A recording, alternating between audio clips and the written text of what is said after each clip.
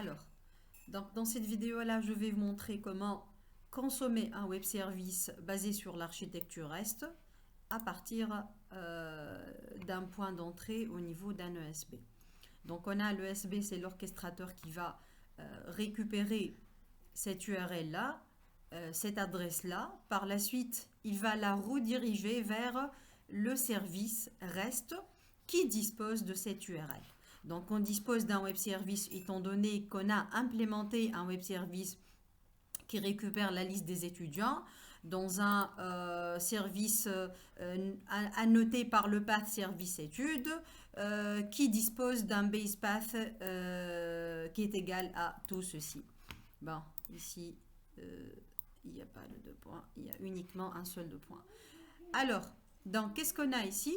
On va tester la consommation de ce web service-là à partir d'un ESB. Donc, au niveau de l'ESB, qu'est-ce que je vais faire? Je vais configurer un point d'entrée, un listener, pour qu'on puisse exécuter ce web service-là. Donc, donc, au niveau de l'ESB, je vais configurer un listener de telle sorte à ce qu'il prend cette URL-là en point d'entrée et puis il va faire la redirection vers le web service implémenté.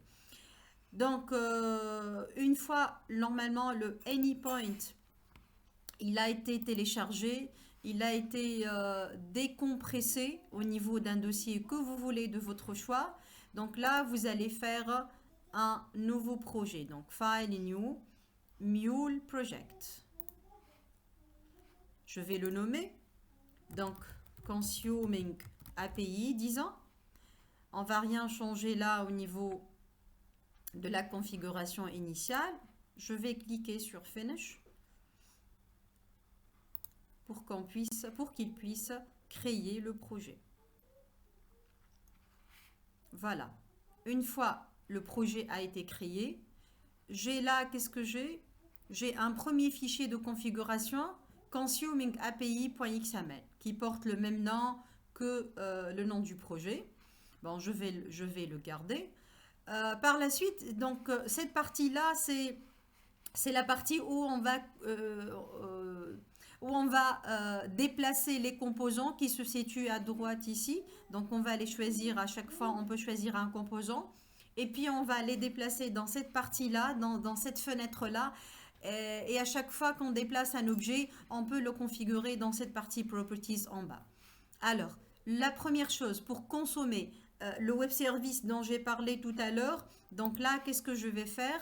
Je vais utiliser ce point d'entrée. Donc, http localhost 2.80.83/students. Donc, dans ce cas-là, qu'est-ce que je vais faire? Je vais glisser un objet, un composant de type listener. Je clique dessus. Normalement, je vais avoir les propriétés en bas. Par rapport aux propriétés les plus importantes ici, on va configurer le connecteur. C'est-à-dire, on va configurer le port et sur quelle machine on va envoyer, vers quelle machine on va envoyer cette URL-là. Je vais ajouter plutôt un nouveau connecteur qui va exécuter la requête au niveau de localhost et à partir par exemple du port 8083. Donc là, on a configuré la machine ainsi que le port. Je vais tester si le port est occupé en cliquant sur Test Connection. Il est utilisé parce que je l'ai déjà utilisé. Donc je vais tester le 8081. Il n'est pas utilisé, donc je peux le garder en tant que port. Donc ici, qu'est-ce qu'on aura? On aura donc, je vais effacer le 3 et je vais placer le 1. Voilà, donc ici, on aura le 1. 8081/students. Alors, on va revenir. Donc ici, on a configuré la machine et le numéro du port. Et maintenant, ici, on va configurer le path. Donc, je vais nommer mon path /student à la fin S. Donc, comme ça, qu'est-ce que je vais faire?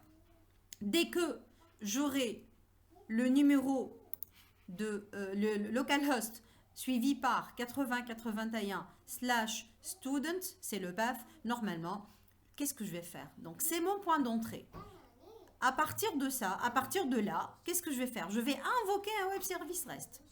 Donc, tout simplement, je vais glisser un composant qui va me permettre de consommer un web service REST qui s'appelle request. Alors, là, qu'est-ce que j'ai? J'ai un objet qui s'appelle request, je vais le garder tel qu'il est. Pour le base setting, qu'est-ce que je vais faire? Je vais configurer l'URL du service à invoquer. L'URL, c'est celui-là. Donc, dans cette partie-là, dans la partie configuration, comme tout à l'heure, je vais ajouter le host, localhost, la machine la machine sur laquelle est déployé le service.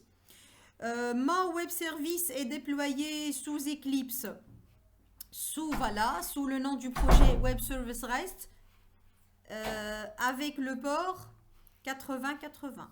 Donc je vais le placer ici.